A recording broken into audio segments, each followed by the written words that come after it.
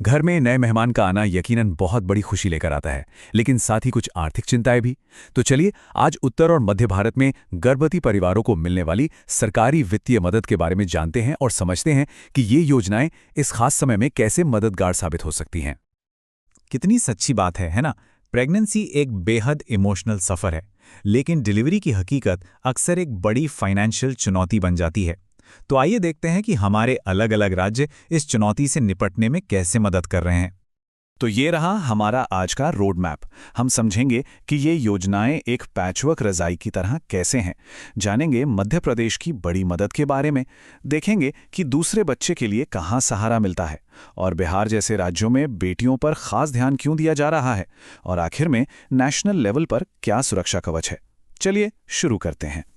तो देखिए, भारत में मैटरनिटी बेनिफिट्स को लेकर सबसे पहली बात जो समझनी है वो ये कि यहाँ कोई वन साइज फिट्स ऑल वाला सिस्टम नहीं है। ये बिल्कुल एक पैचवर्क रज़ाई की तरह है, जिसमें केंद्र सरकार की योजना के साथ साथ हर राज्य ने अपने अपने अलग अलग कार्यक्रम जोड़ रखे हैं। चलिए इस सफर की शुरुआत करते हैं मध्य प्रदेश से। एक ऐसा राज्य जो गर्भवती माताओं को शायद सबसे ज्यादा आर्थिक मदद देने वाले राज्यों में से एक है। 16,000 रुपए। जी हाँ, 16,000 रुपए। ये एक इतनी बड़ी रकम है जो मध्य प्रदेश में कई परिवारों के लिए गेम चेंजर साबित हो सकती है। पर सवाल ये है कि ये पैसा कैसे और किसे मिलता है। तो ये मदद मिलती है मुख्यमंत्री श्रमिक सेवा प्रसूति सहायता योजना यानी MMSSPSY के तहत। और ये खास तौर पर उन महिलाओं के लिए है जो असंगठित क्षेत्र में काम करती हैं, जैसे कंस्ट्रक्शन वर्कर या घरेलू सहायक, और जिनके पास संबल कार्ड है। इस स्कीम को बड़े ही सोच समझकर डिज़ाइन किया गया है। प्रेगनेंसी की आखिरी तिमाही में पोषण के लिए मिलते हैं 4,000 रुपए, और फिर बच्चे के जन्म के बाद माँ की देखभाल के लिए 12,000 रुपए। इससे ये पक्का होता है कि माँ और बच्चा दोनों को इस सफ़र के हर अहम पड़ाव पर सपोर्ट मिले। मध्य प्रदेश में तो पहले बच्चे के लिए काफी अच्छी मदद है, लेकिन कुछ राज्य एक अलग ही चुनौती पर ध्यान दे रहे हैं, और वो है बढ़ते हुए परिवारों को सपोर्ट करना। आइए अब जरा राजस्थान और हरियाणा की ओर देखते हैं। देखिए, होता यह है कि ज्यादातर स्कीमें पहले बच्चे के बाद बंद हो जाती हैं। ये कई परिवारों के लिए एक बड़ी समस्या है, लेकिन अच्छी बात यह है कि कुछ राज्य इस जरूरत को पहचान रहे हैं और मदद जारी रख रहे हैं।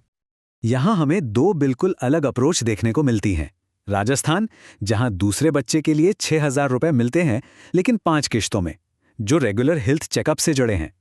वहीं हरियाणा में कामगार माताओं को दूसरे बच्चे के लिए 5,000 रुपए का सीधा कैश इंसेंटिव मिलता है। दोनों का मकसद एक ही है, परिवारों पर पड़ने वाले आर्थिक बोझ को कम करना। अब बात करते हैं उन राज्यों की जो मैटरनिटी बेनिफिट्स को सिर्फ आर्थिक मदद से कहीं आगे ले जा रहे हैं। वो इसे जेंडर इक्वालिटी को बढ़ावा देने वाले एक टूल की तरह इस्तेमाल कर रहे हैं। बिहार की मुख्यमंत्री कन्या उत्थान योजना को ही ले लीजिए। ये कोई एक बार की पेमेंट नहीं है, बल्कि ये एक बेटी के जीवन में एक लॉन्ग टर्म इन्वेस्टमेंट की तरह है। इसका लक्ष्य कन्या भ्रूण हत्या को रोकना और बेटियों की पढ़ाई और सेहत को बढ़ावा देना है।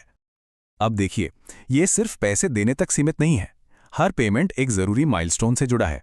जन्म पर 2,000 रुपए, 1 साल की उम्र में आधार रजिस्ट्रेशन के बाद 1,000 रुपए, और फिर 2 साल की उम्र में पूरा टीकाकरण होने पर 2,000 रुपए।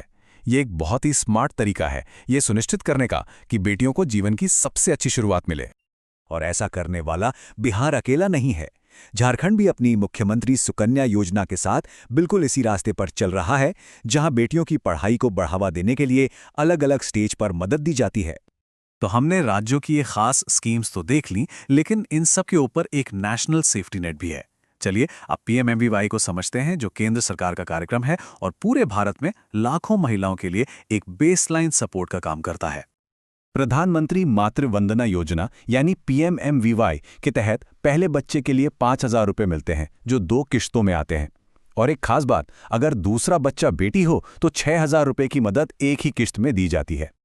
तो उत्तर प्रदेश, दिल्ली और पंजाब जैसे बड़े राज्यों में रहने वालों के लिए कैश बेनिफिट का मुख्य जरिया यही केंद्रीय योजना है। हाँ, झारखंड में उनकी अपनी राज्य योजना के साथ साथ ये भी लागू है। तो इन सारी अलग अलग योजनाओं को एक साथ रखकर देखें तो सबसे बड़ी बात क्या निकल कर आती है? इसका मतलब क्या है? देखिए, सीधी सी बात है, आप किस राज्य में रहते हैं इससे बहुत फर्क पड़ता है। आपको कितनी और कैसी मदद मिलेगी ये आपके राज्य की नीतियों पर निर्भर करता है। इसलिए अपने स्थानीय नियमों को जानना बहुत बहुत जरूरी है। और ये सब हमें एक बड़े सवाल पे लाकर छोड़ देता है। जैसे जैसे भारत बदल रहा है, परिवारों की ज़रूरतें बदल रही हैं, तो इन जीवन बदलने वाली नीतियों को भी वक्त के साथ कैसे बदलना चाहिए, ताकि आने वाली पीढ़ी को वो सहारा मिल सके जिसकी उन्हें सच में ज़रूरत है।